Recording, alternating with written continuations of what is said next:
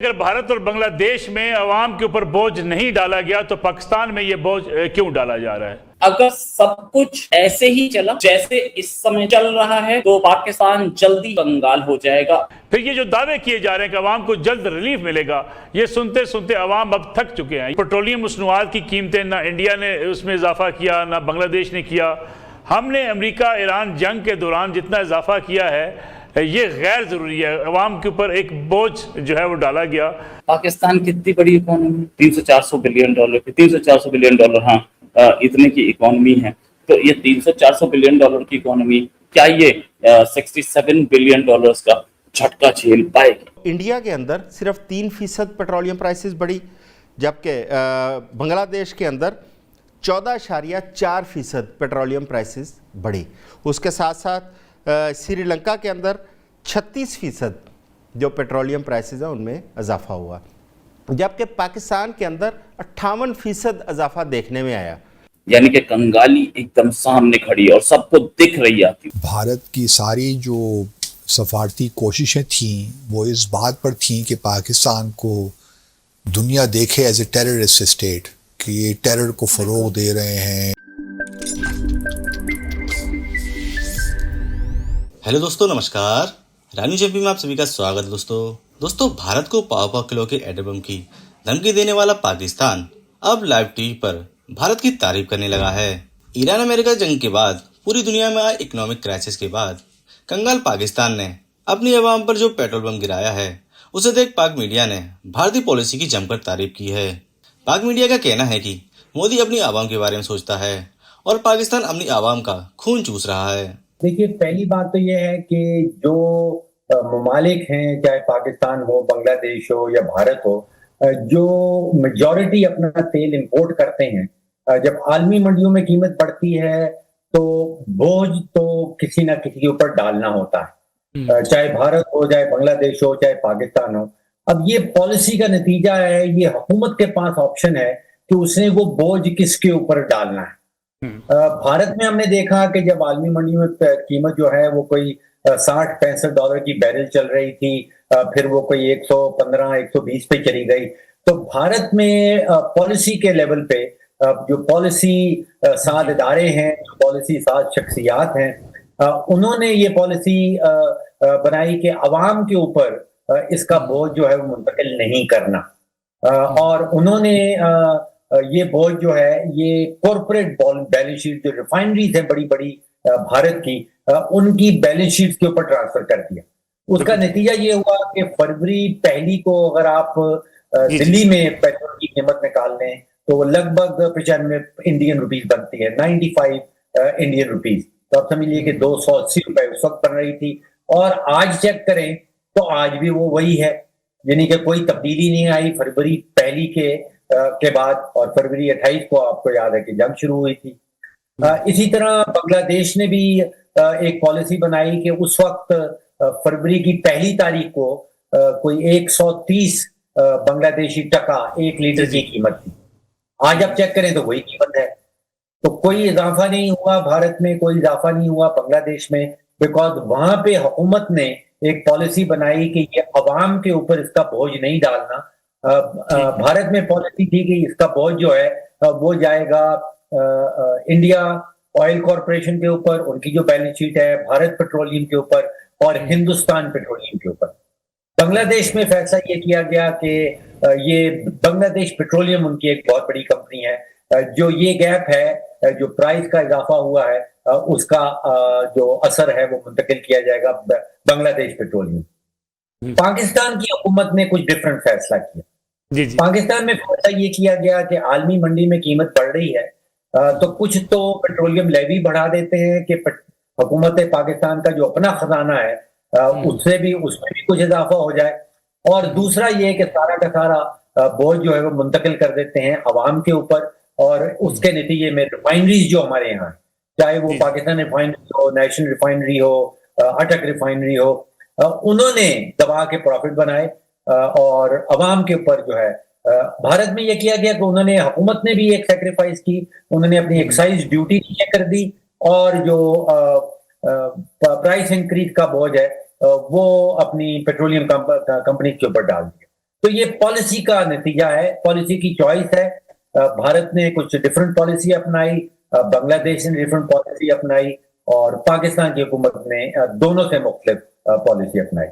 Doctor साहब मैं अब तक वापस आता हूँ। सनाउल्लाह खान साहब, हमारे यहाँ कहा गया जी कि हुकूमत कुफायत शुआरी जो है वो उसके ऊपर अमल दरामद करेगी, लेकिन अवाम की जो तनकीद है या आम आदमी जो समझता है कि हुकूमत की कुफायत शुआरी नज़र नहीं आती, लेकिन इसके साथ साथ बड़े बड़े मनसूबे अनाउंस किए जा रहे हैं। आज भी वज़ीर आज़म साहब ने कल जो हाउसिंग फाइनेंस में अनाउंसमेंट की, एक बड़ा मनसूबा है।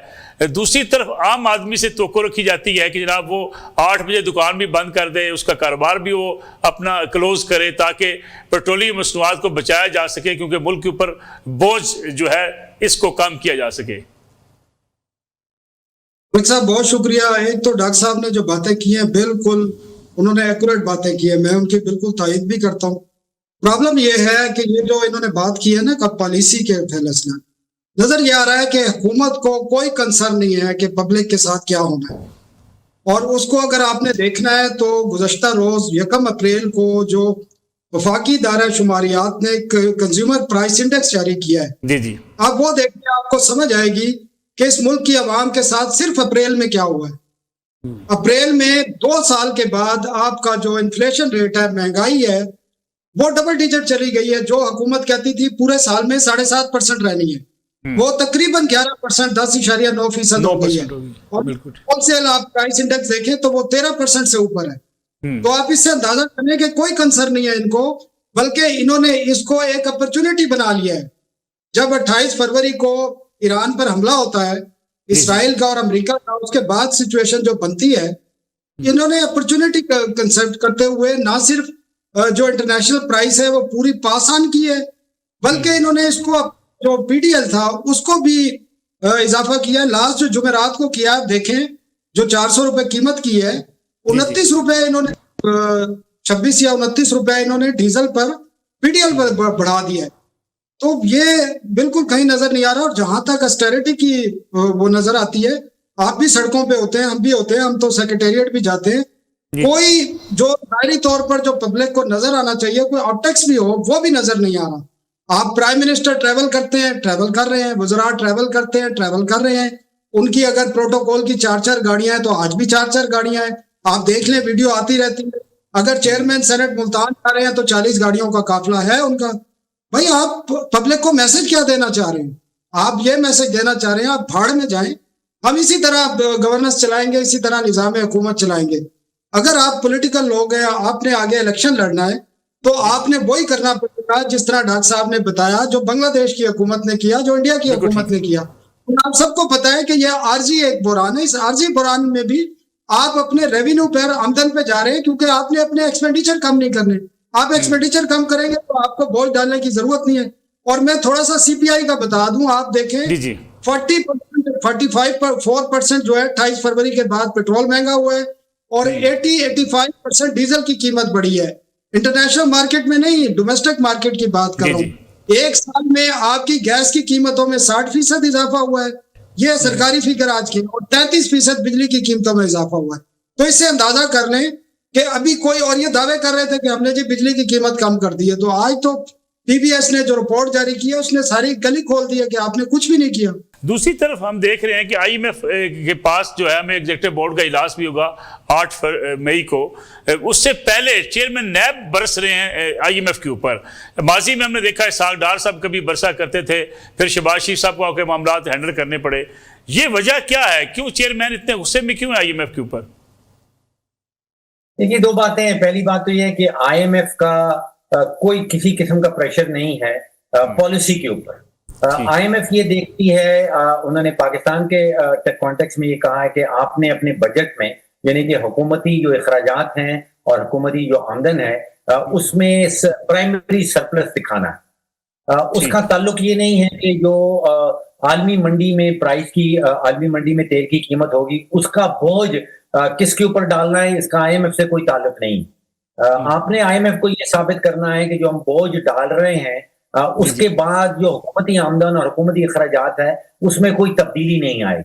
तो यहाँ पे जो बोझ डाला जा रहा है वो तो पब्लिक कंपनीज हैं, उनकी बैलेंस शीट के ऊपर ट्रांसफर किया जा रहा है। इसका आईएमएफ से कोई लेना देना नहीं। बिल्कुल ठीक। लेकिन और डॉक्टर साहब, दूसरा जो जी जी पेट्रोलियम लेवी के हवाले से मैं कुछ कहना चाह रहा हूँ। जी जी अमूमन ये कहा जा रहा है कि पेट्रोलियम लेवी बढ़ाया जा रहा है क्योंकि टैक्स की कलेक्शन जो वो पूरी नहीं हो रही। मैं ये नहीं समझता हूँ। अगर आप डेटा के ऊपर जो अदाद-ओ-शुमार है उनके ऊपर गौर करें तो आज से कोई 11 साल पहले अगर हुकूमती बजट आप निकाल के देख लें तो वहां पे जो हुकूमत ने खुद से टैक्स कलेक्शन का हद रखा था वो लगभग 2000 अरब का था।